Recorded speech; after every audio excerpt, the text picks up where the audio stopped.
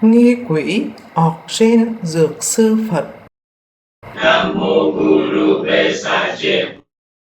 Nam mô Con Quy Y ọc sen dược sư nơi Hỷ Kiến Đông Phương Tịnh Độ, nguyện chúng sinh nhập đàn chữa lành đồng biến thành quả Phật dược sư.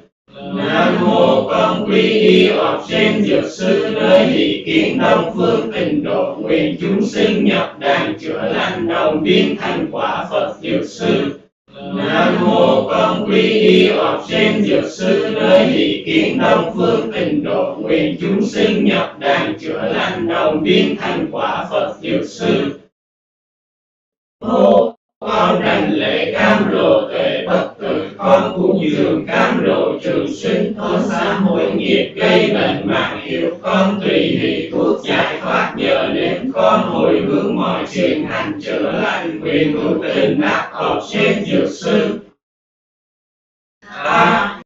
Thị Yên Tịnh Độ, Thị Hiện Đông Phương ngọc vô lượng mây cam lộ bất tử, chư thiên ca dân cúng hồng siêu phàm, chữa cung điện ngập cam lộ chữa lành, cửu sư tự tòa liên hoa nguyệt luân tổng nhiếp tam căn thiện thể như hải là ọc sen dược sư kim cang trì sách thân xanh lam một mặt, hai tay tay phải cầm chày kim cang dược phương, tay trái cầm bình bát đầy nước cam lộ biến xuất bảo thân đầu mang hồng ngọc hiển lộng ly hoàng viên mạng tướng hào vây quanh là quyến thuộc chư Như Lai, nhiều như lộ chân lông trên thân ngài, văn thủ diệu âm kim cang thủ đại dội tả hữu ngài cùng vô lượng chư Bồ Tát 300.000 tiên tri rồng trời, 14 cộng tứ đại thiên vương trấn dự, diệu hữu là đan trang dược sư thanh tịnh, phát hào quang rực rỡ 100.000 mặt trời ánh sáng phóng ra từ ôm ma hung tại ba nơi trên thân chư giới thể tôn cung thỉnh ngài Quan Lâm cùng quyến thuộc, mọi bệnh chữa quả báo do ác nghiệp hết thảy sạch tan không còn lưu dấu vết. Tayata Om Besache Maha Besache Raja Samugate Soha. Tayata Om Besache Maha Besache Raja Samugate Soha. Tayata Om Besache Maha Besache Raja Samugate Soha. Tayata Om Besache Maha Besache Raja Samugate Soha.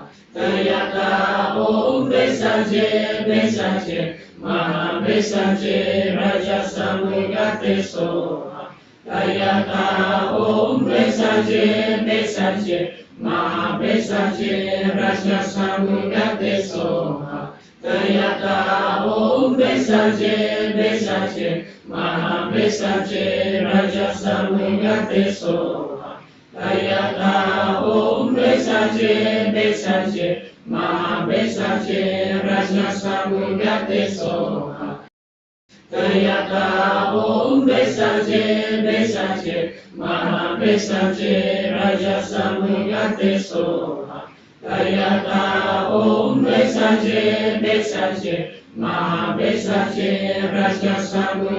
Soha.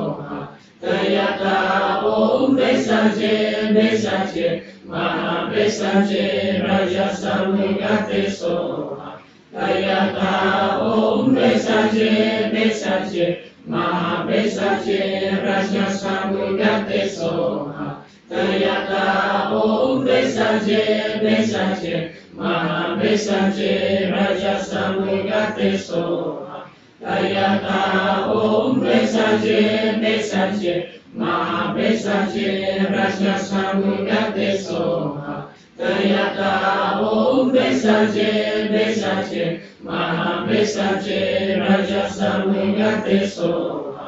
Tayata Om Besache Maha Besache Raja Samugate Soha. Tayata Om Besache Maha Besache Raja Samugate Soha.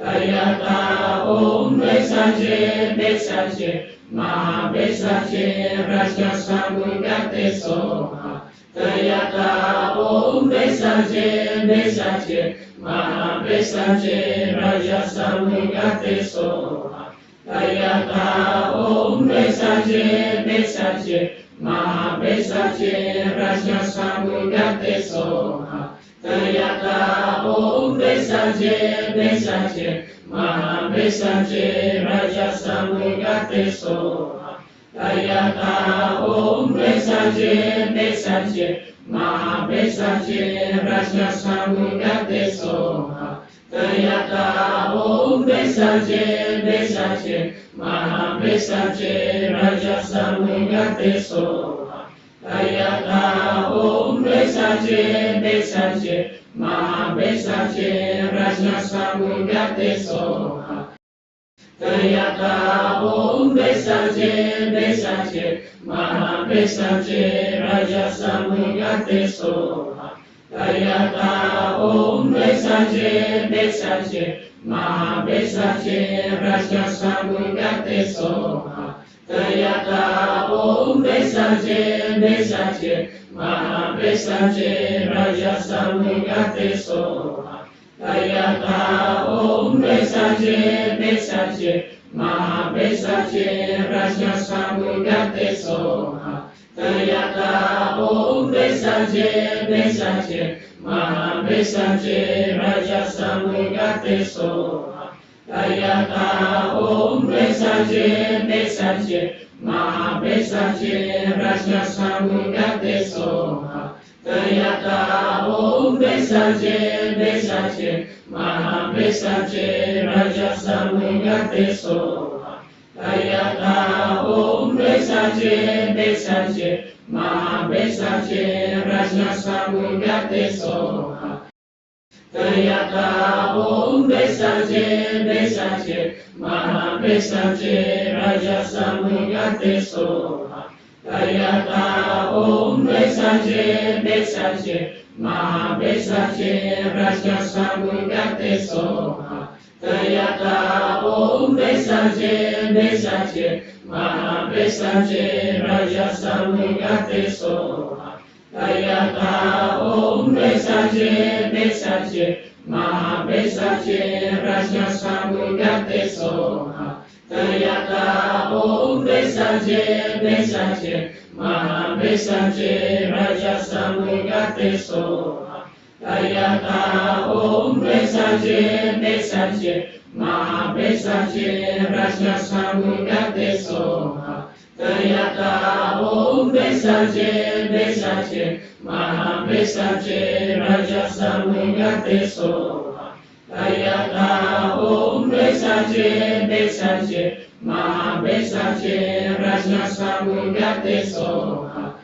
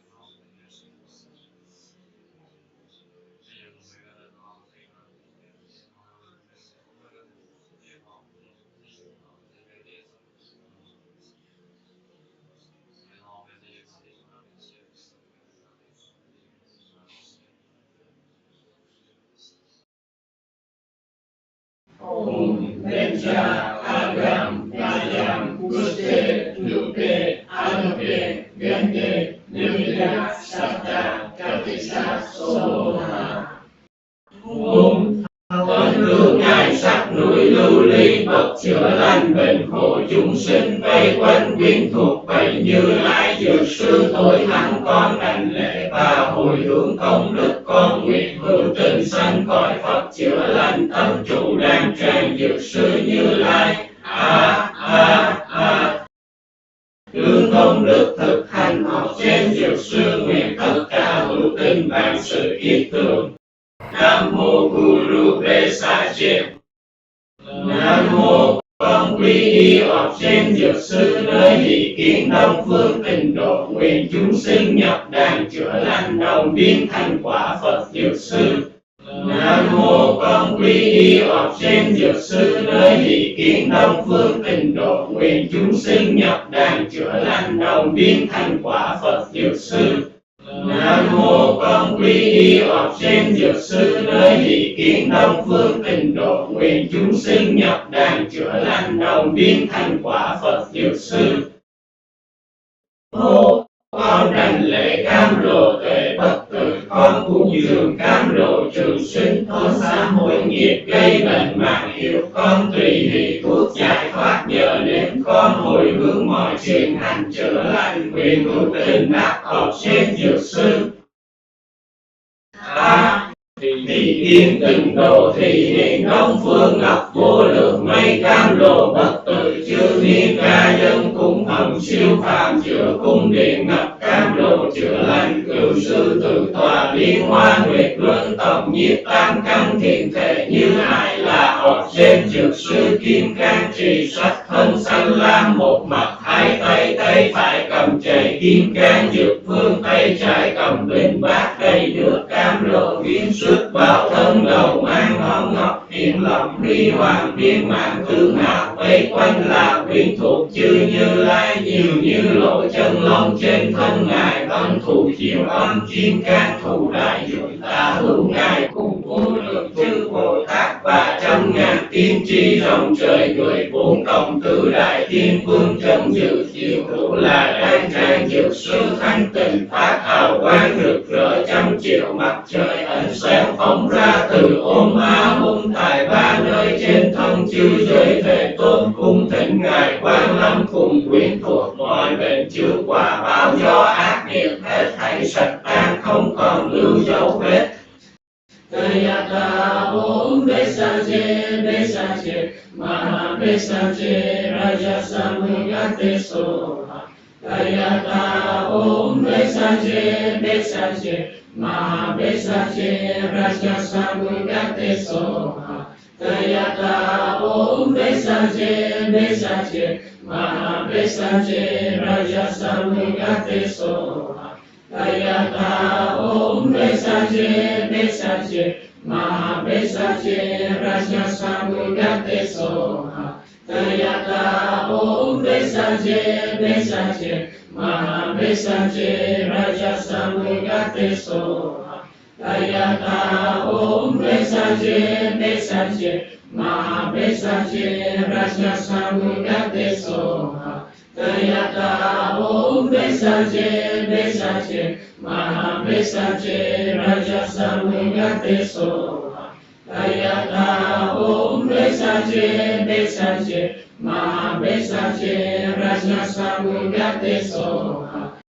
Tayata Om Vesache Maha Vesache Raja Samugate Soha. Tayata Om Vesache Maha Vesache Raja Samugate Soha. Tayata Om Vesache Maha Vesache Raja Samugate Soha. Tayata Om Vesache Maha Vesache Raja Samugate Soha. Tayata Om Vesache Maha Vesache Raja Samugate Soha. Tayata Om Vesache Maha Vesache Raja Samugate Soha. Tayata Om Vesache Maha Vesache Raja Samugate Soha. Tayata Om Besache Mahabesache Rajna Samugate Soha Tayata Om Besache Mahabesache Raja Samugate Soha Tayata Om Besache Mahabesache Raja Samugate Soha Tayata Om Besache Mahabesache Raja Samugate Soha Tayata Om Besache Mahabesache Raja Samugate Soha Tayata Om Besache Mahabesache Raja Samugate Soha Tayata Om Besache Mahabesache Raja Samugate Soha Tayata Om Besache Mahabesache Raja Samugate Soha Tayata Om Besache Mahabesache Raja Samugate Soha Tayata Om Besache Mahabesache Raja Samugate Soha Tayata Om Besache Mahabesache Raja Samugate Soha Tayata Om Besache Mahabesache Raja Samugate Soha Tayata Om Besache Mahabesache Raja Samugate Soha Tayata Om Besache Mahabesache Raja Samugate Soha Tayata Om Besache Mahabesache Raja Samugate Soha Tayata Om Besache Mahabesache Raja Samugate Soha Tayata Om Besache Mahabesache Raja Samugate Soha Tayata Om Besache Mahabesache Raja Samugate Soha Tayata Om Besache Mahabesache Raja Samugate Soha Tayata Om Besache Mahabesache Raja Samugate Soha Tayata Om Besache Mahabesache Raja Samugate Soha Tayata Om Besache Mahabesache Raja Samugate Soha Tayata Om Besache Mahabesache Raja Samugate Soha Tayata Om Besache Mahabesache Raja Samugate Soha Tayata Om Besache Mahabesache Raja Samugate Soha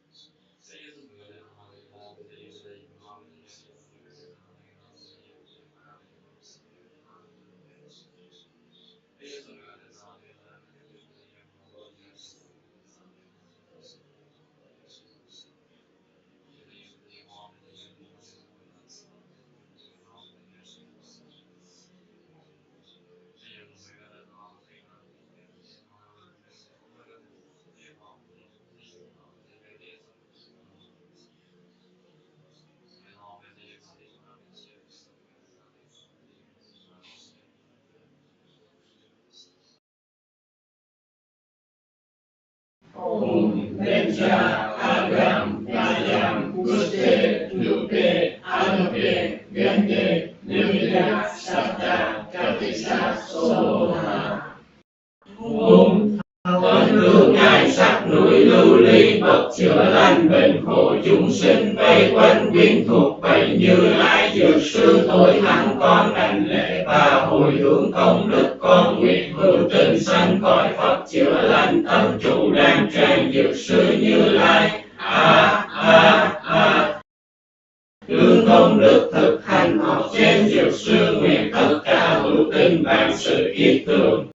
Nam